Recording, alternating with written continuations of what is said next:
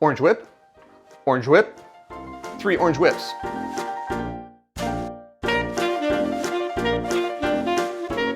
We are going to shake this drink. I'm going to start by putting 1 ounce of vodka. I'm using Ida Gray's, which is a vodka that's local here in Minnesota. 1 ounce, 30 milliliters, and put that in my shaker. And yeah, I know you're supposed to put your cheapest ingredients first in case you make a mistake, but you know, if you throw away a little extra vodka, what's the harm? Next, 2 ounces of cream. I'm using whipping cream. There's other types of cream. Find the cream that works for you. 2 ounces is 60 milliliters.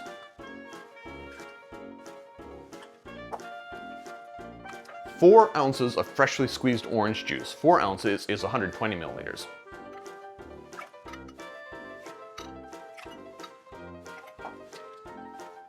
One ounce of rum. 1 ounce, 30 milliliters. And finally, half an ounce or 15 milliliters of orange curaçao or triple stack.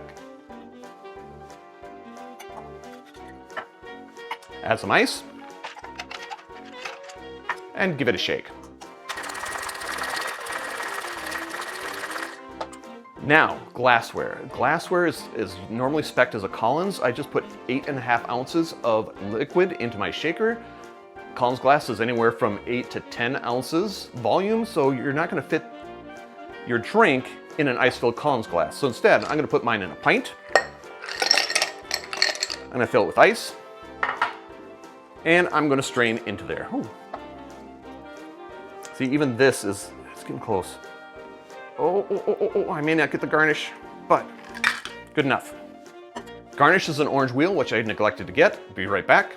Orange wheel, I'm gonna try to sneak this into the side of the glass. I should have done this first, but that fits, it fits. Ha ha ha ha ha.